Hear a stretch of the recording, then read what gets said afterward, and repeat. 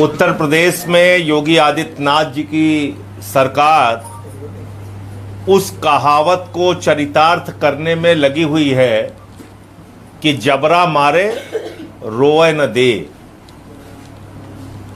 मारेंगे भी, कष्ट में भी रखेंगे, तकलीफ में भी रखेंगे, लेकिन अगर रोओगे तो फिर आपको मारेंगे। इस सिद्धांत पे पूरी सरकार चल रही है। आम आदमी पार्टी ने जब उत्तर प्रदेश में स्कूल बंद किया जा रहा था मर्जर के नाम पे, उस वक्त इनका विरोध किया था, तो इन्होंने विधानसभा में खड़े होकर कहा था कोई स्कूल मर्ज नहीं होगा, कोई स्कूल बंद नहीं होगा। आप लोगों ने सुना होगा। फिर हम दोबारा अभियान शुरू कर दिए 15 अगस्त से स्कूल ठीक करो अभियान। जब से हमने स्कूल ठीक करो अभियान शुरू किया है, हर डीएम खड़ा हो जाता है, अरे साहब ये तो जो स्कूल दिखा रहे हैं तो मर्ज हो चुका है।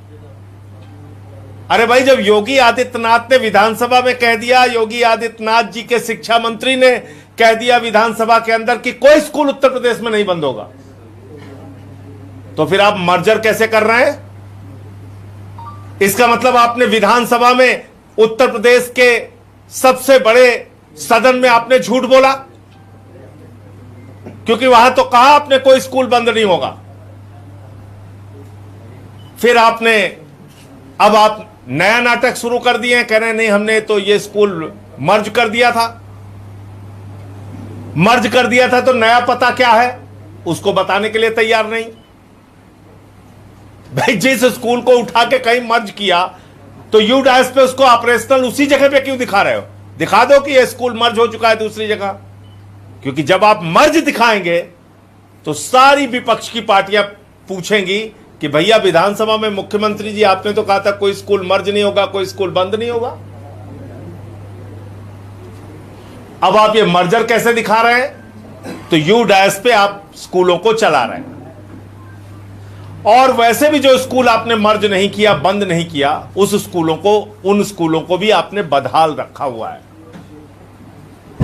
और मुझे खुशी है, प्रसन्नता है इस बात की कि आम आदमी पार्टी के स्कूल ठीक करो अभियान के बाद आज उत्तर प्रदेश की सरकार जागी है और उन्होंने कहा 604 करोड़ रुपए बेसिक स्कूलों को ठीक करने के लिए हम खर्च करेंगे। इसका मतलब बहुत अच्छी बात है। मैं चाहता हूं सरकार ऐसे ही नींद से जागे और समस्याओं को सुने। 604 करोड़ रुपए आप कह रहे हैं कि हम स्कूलों की हालत को ठीक करने के लिए खर्च करेंगे, और उसकी पहली किस्त भी शायद 300 करोड़ के आसपास रिलीज हुई है, ऐसी खबर मैं सुन रहा था। तो देखिए, हमारा कोई विरोध आपसे लाठी चलाने का नहीं है, हमारा कोई विरोध आपसे गोली चलाने का नहीं है, हमारा कोई जमीन जायदाद का झगड़ा नहीं है कि हम आपसे लाठी लेके लड़ने आ गए हैं। अगर आपने 604 करोड़ रुपए स्कूलों को ठीक करने के लिए खर्च करने का मन बनाया है, घोषणा की है, तो आपकी सिर्फ हवाई घोषणा पे हम यकीन नहीं करेंगे। हम 1 महीने तक अपने आंदोलन का स्वरूप बदल रहे हैं। अब हम 1 महीने तक अपने जिलाध्यक्षों से, अपने कार्यकर्ताओं से, अपने पार्टी के नेताओं से अपील कर रहे हैं कि आप अपने जिले, अपने इलाके के बदहाल स्कूलों के बारे में बेसिक शिक्षा अधिकारी और मुख्यमंत्री कार्यालय को सूचना दीजिए, लिखित सूचना दीजिए कि स्कूल बदहाल है, इसको ठीक किया जाए। और उसमें 600 करोड़ लग रहा है या 6000 करोड़ रुपए लग रहा है, उससे हमें मतलब नहीं, आपको स्कूल ठीक करना ही होगा। तो उसकी धनराशि आपको बढ़ाना हो तो बढ़ाइए, लेकिन अब आम आदमी पार्टी उत्तर प्रदेश के सभी जिलों में यह अभियान चलाएगी कि जितने भी स्कूल बेकार हैं, जर्जर हैं, टॉयलेट का इंतजाम नहीं है, बच्चों के लिए मिड डे मील में खाना अच्छा नहीं मिलता, डेस्क बेंच का इंतजाम नहीं है, जहां पर बाउंड्री नहीं है, उन स्कूलों को ठीक कराने के लिए बीएसए को, शिक्षा निदेशक को और उत्तर प्रदेश के मुख्यमंत्री को लिखित रूप से उसकी सूचना और कार्रवाई की अपील करेगी, सूचना देगी और कार्रवाई की अपील करेगी। आप निर्माण कार्य शुरू कीजिए, और अगर 1 महीने के अंदर आपका निर्माण कार्य शुरू नहीं हुआ तो 1 महीने के बाद फिर से हम लोग स्कूलों में जा जा के वीडियो बनाएंगे, स्कूलों में जा जा के वीडियो बनाएंगे, स्कूलों की सच्चाई को दिखाएंगे, स्कूलों की बदहाली को दिखाएंगे और आपसे सवाल पूछेंगे। इस बीच आपकी जानकारी के लिए बता दूं कि हमारे कई साथियों पे मुकदमा कर दिया गया। इमरान लतीफ जी पे मुकदमा कर दिया गया।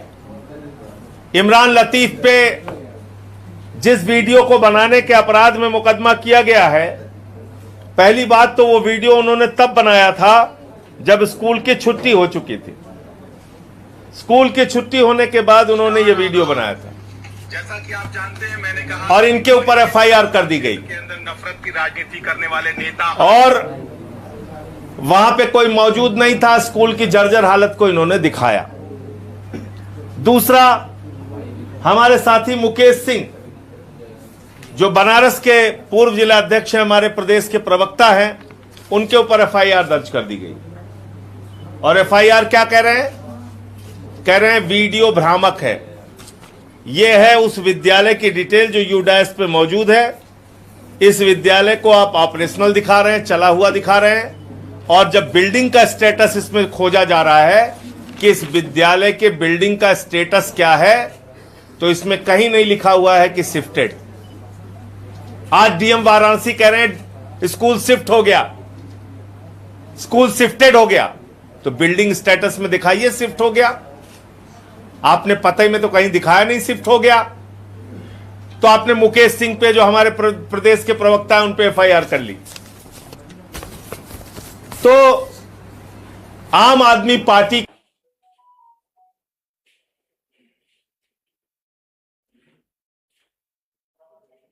आप लगातार एफआईआर लिख रहे हैं, लेकिन वो चोर जो बच्चों का खाना खा रहे हैं, खाना चोरी कर ले रहे हैं, उनकी सब्जी रोटी दाल चावल चुरा रहे हैं, उन पे आपके अंदर एफआईआर लिखने की हिम्मत नहीं होगी जी।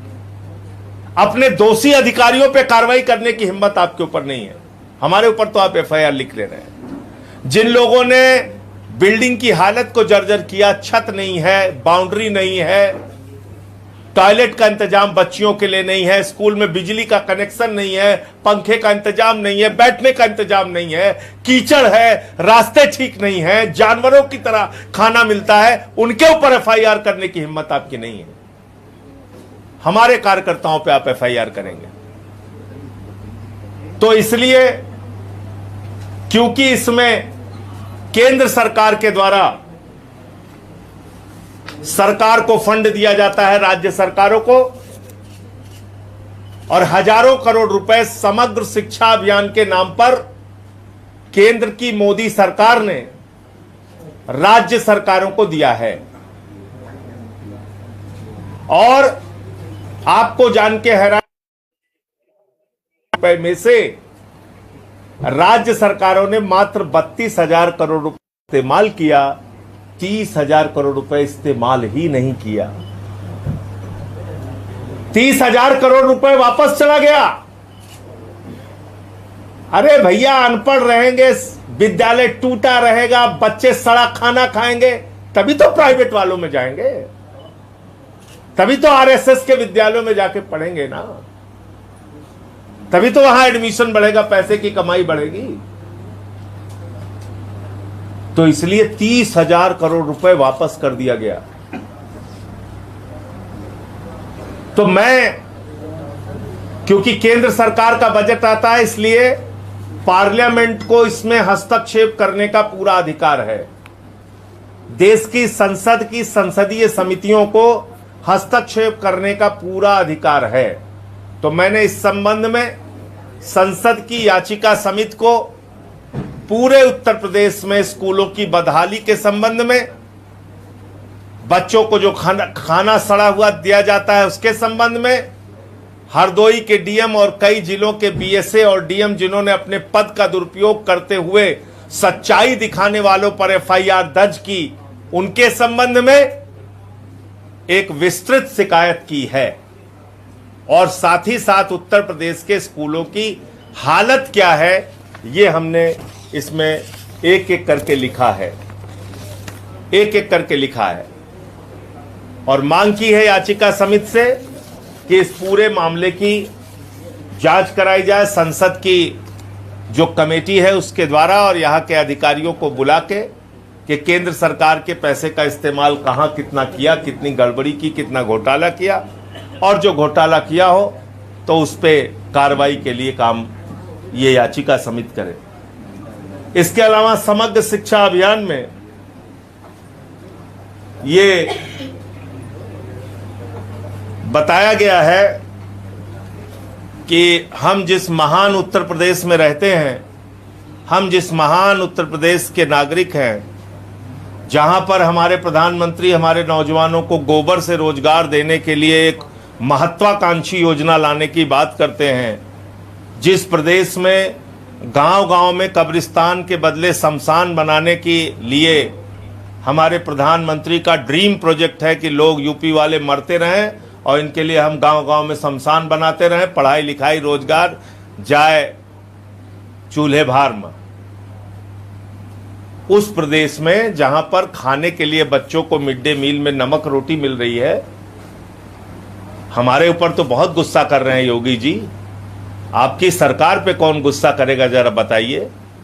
ये 9,000 करोड़ रुपए समग्र शिक्षा अभियान में आपकी सरकार ने बिना इस्तेमाल किए वापस कर दिया। 9,000 करोड़ रुपए।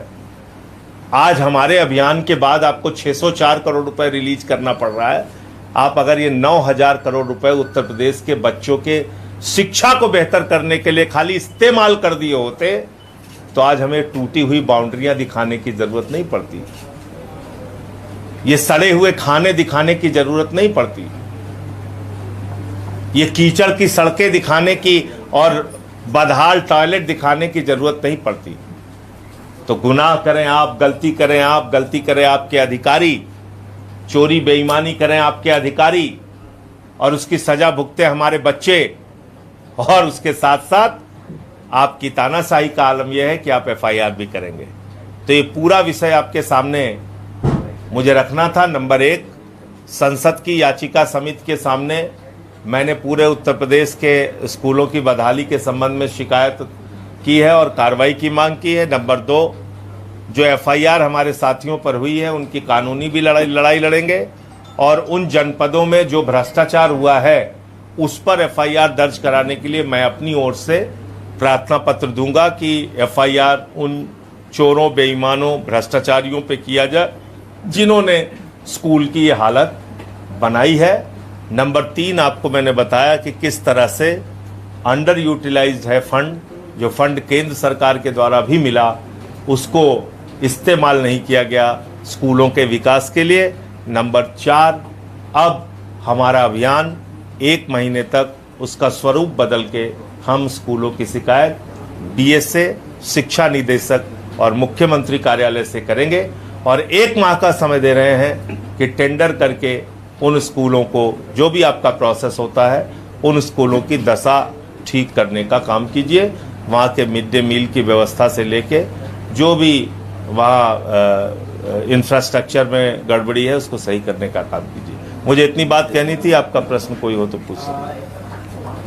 संजय जी, जौनपुर में चीनी की महंगाई को लेकर एक लेखपाल ने पोस्ट डाली, उसके बाद उस पर भी कार्रवाई हो गई। जी हाँ, मुझे पता चला अशोक यादव नाम के व्यक्ति ने, लेखपाल हैं, उन्होंने चीनी की महंगाई को लेकर वीडियो डाला, उनको सस्पेंड कर दिया गया। आम आदमी पार्टी अशोक यादव जी के साथ खड़ी है। और दूसरी बात मैं ये कहना चाहता हूं, सरकार की चमचागिरी में अधिकारियों को इस प्रकार से अपने नैतिकता के मूल्यों को गिराना नहीं चाहिए। ये तो सरकारें आती जाती रहती हैं और सरकारों को हम चुनते हैं, हम ही बनाते हैं, हम ही बिगाड़ते हैं, यानी कि इस देश की जनता। तो अगर एक लेखपाल ने महंगाई से पीड़ित होकर जन भावनाओं को वीडियो बनाकर सामने लाने का प्रयास किया, तो ऐसी क्या आपको दिक्कत है भाई कि आपने उसको सस्पेंड कर दिया? ये तो चमचागिरी की पराकाष्ठा है। लेकिन मैं यही कहूंगा। 1 लाख नौकरियां देने की बात कह रहे हैं मुख्यमंत्री। भैया कई करोड़ से 1 लाख कब पहुंच गए? नहीं, वो जो नौकरियां मिलेंगी वो गोबर से मिलेंगी कि कंडी से मिलेंगी, कैसे मिलेंगी, कि गौमूत्र से मिलेंगी? उसका कुछ हमें बताया जाए ना, क्योंकि मोदी जी तो कह के गए थे गोबर से रोजगार मिलेगा यूपी वालों, तुमको गोबर से रोजगार मिलेगा, अडानी को माला माल मिलेगा। तो मोदी जी बता के गए थे। फिर उन्होंने एक बात ये भी बोला था कि हमको गांव-गांव में पूरा दिन रात मेहनत करके शमशान बनाना है कि यूपी वाले जल्दी जल्दी मरें और जाए शमशान में फूका जाए। इनका एक जने सांसदों कहा था कि धा धा धा फूका जाए तो मजा आई। तो जिस सरकार की प्राथमिकता जो है वो शमशान बनाने की होगी, उससे आप क्या उम्मीद कर सकते हैं? अब तो 3 महीना रह गया, 3 महीना में कौन सा 1 लाख रोजगार कहाँ दे देंगे मुझे तो नहीं मालूम है। टीचर्स की भर्ती इन्होंने निकाला नहीं, 2 लाख से ज्यादा पद खाली थे और उसको भरने की बात इन्होंने कही थी। क्या हो गया उसका? तो इन बातों का कोई मतलब नहीं है। लेकिन आरक्षण को लेकर आपकी क्या राय है संजय जी? आरक्षण को लेकर पहले दिन से बिल्कुल स्पष्ट राय है, ना इधर ना उधर। भारतीय जनता पार्टी देश के संविधान और आरक्षण के लिए सबसे बड़ा खतरा है, नंबर 1। और नंबर 2, ये जो आंदोलन चलाया जा रहा है आरक्षण के विरोध में, ये उन नौजवानों और उन लोगों का आंदोलन नहीं है जो जंतर मंतर पे हैं। ये आंदोलन भारतीय जनता पार्टी के द्वारा चलाया जा रहा है। इस पूरे आंदोलन के पीछे भारतीय जनता पार्टी के लोगों की साजिश है। वो चाहते हैं पिछड़े, दलित और सवर्ण आपस में लड़ते रहे और वो वोट का उल्लू सीधा करते रहे। आरक्षण संविधान के द्वारा दिया गया अधिकार है और इसको छीनने का हक किसी को नहीं है। ठीक है। आप गए थे अखिलेश यादव जी से मिलने के लिए, तस्वीरें वायरल हुई। तो मैंने उसको बताया, तो जब मैंने मिल के निकल के उसके बाद ट्वीट भी किया, तो मैंने स्पष्ट किया कि किस लिए मुलाकात करने गए थे। 69,000 शिक्षक भर्ती में जो पिछड़े वर्ग का आरक्षण खाया गया था वो भी विषय था। और अभी जो आरक्षण के खिलाफ एक आंदोलन चलाया जा रहा है भारतीय जनता पार्टी के द्वारा प्रायोजित करके, उसके संबंध में चर्चा हुई। तो मैंने ट्वीट करके उसकी सारी जानकारी दे दी थी मीटिंग के बारे में।